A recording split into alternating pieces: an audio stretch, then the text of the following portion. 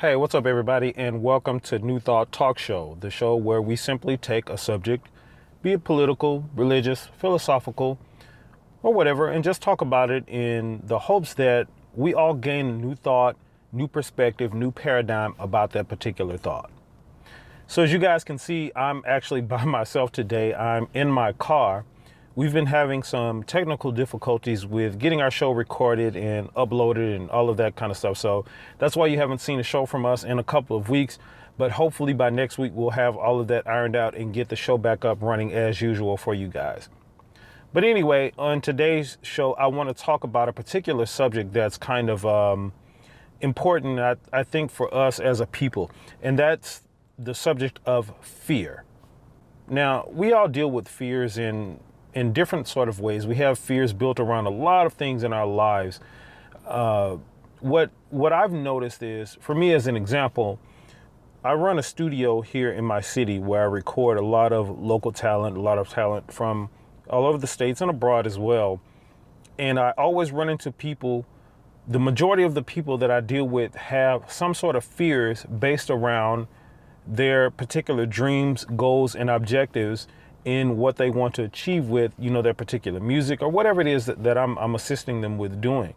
So, and I think that's something that we all deal with. We all have these fears that come into our lives and that kind of control us on a lot of levels, some that we don't even know or that we're just unaware of. So I think fear is like this really, really, really important thing that we should get a grasp of.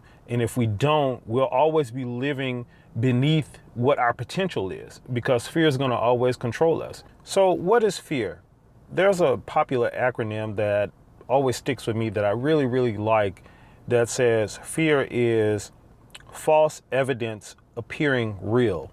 Now, I really, really like that acronym because it kind of succinctly describes fear and kind of what it does in our lives as well. So on a concrete level, how that pans out in our lives, we worry about things like the future, about what's going to happen tomorrow or next week, especially as it concerns our life's goals and objectives.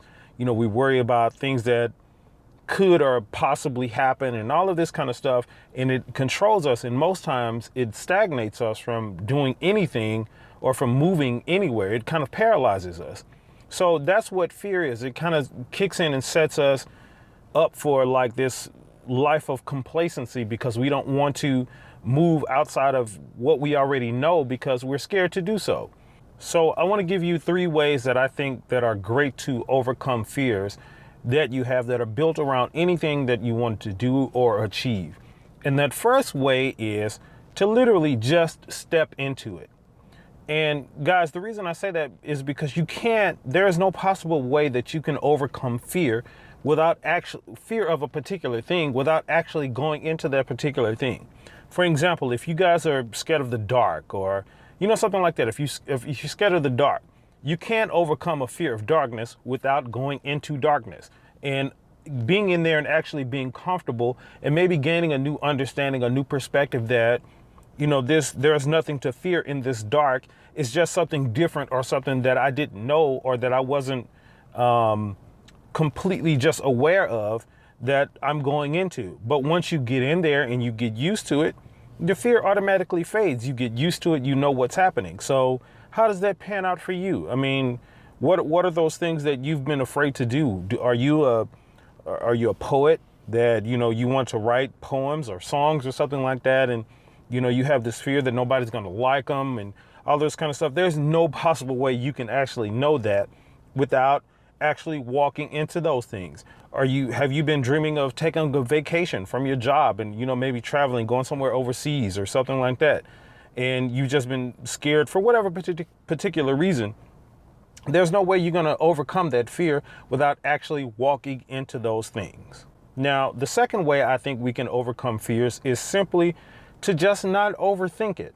I think what happens is, and this goes right along with the first method as well, but to not overthink it. I think what happens is when we set out to do something and we think we want to do something and those fears start to kick in, we start to automatically turning our wheels and overthinking it and thinking about what could go wrong, what could happen, and, all of this kind of stuff. And it just gets into your mind. And then sooner or later, it just grows because you keep watering that seed of doubt, and it just keeps growing in your mind. So you eventually become paralyzed. I see this happening a lot of times, what I call the Monday syndrome. A lot of people get, if you have ideas that come to you on, say a Tuesday or a Wednesday during the week, especially with like stuff like fitness. People say, I want to work out, I want to start going to the gym and all of this kind of stuff. And they always come up with this thing, well, I'm just going to wait till Monday.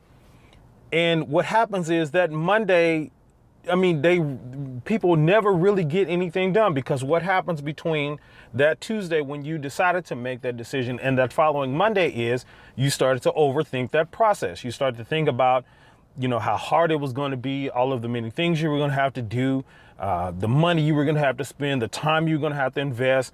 All the excuses start coming in your mind, all of these reasons why, you think you could be doing something better. And all of that just in those few days just get piled up to a way that, paralyzes you, and you end up not doing nothing. So again, that's another method, guys. Just don't overthink it. Whatever those things are, don't overthink it. And the faster you jump into what it is that you fear, the better off you'll be. Start now. If you get the idea today that you want to start eating healthy, working out, whatever the case may be, start today. Don't wait till tomorrow. Don't wait till Monday. Start today and just make it happen. And, that's the way you do it. So I think that's another way we can overcome fear. Now, the third method, I'll start with an analogy.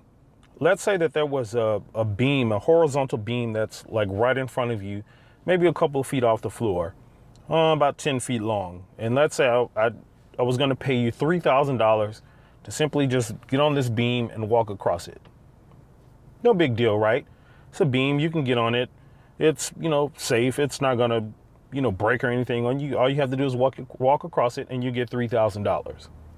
No big deal, right? Now, let's imagine that same beam was between two high-rise buildings, 500 or 600 feet above the ground. The same beam, you're going to walk across it. And I said, I'm going to pay you $3,000 to walk across that beam. What changes? What are you thinking? You're probably thinking height, like the fear of heights is going to kick in. You start thinking about, is the wind going to be blowing? All kinds of stuff is going to come into your mind, right? Now, let's say I'm going to pay you $25 million to walk across this same beam that's in between these two buildings. Now, what changes then?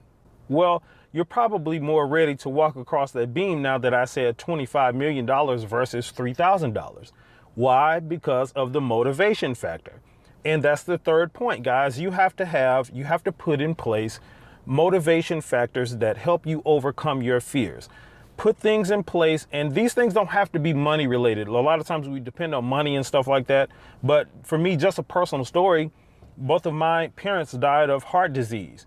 So my motivation to, work out and eat healthy and stuff like that all the time comes from that. I don't want to end up in the same predicament that my parents did if I can prevent it. So that's what I'm using as motivation when I feel those cravings to, eat a whole bag of potato chips, or, now that Bluebell is back, go buy a whole bucket of ice cream and just go into it like crazy. When I'm having all those thoughts, that motivation factor kicks in for me and says that, okay, you have purpose, you have reason to not do that. So that's the third method I want to give you guys. Just put motivation factors in place that will help you overcome those particular things that you want to do. Again, for example, if you're scared of the dark and I told you to walk into darkness, a dark closet, and you were going to do that for $25 million, you would more than likely just walk into that closet and not put too much thought into it. That same type of motivation, that same type of motivation thing that you put in place can be put in place at any time for anything you want to do. And lastly, listen, I say this all the time. I have a saying that the traffic lights of life are never going to all be green at the same time. They're just not.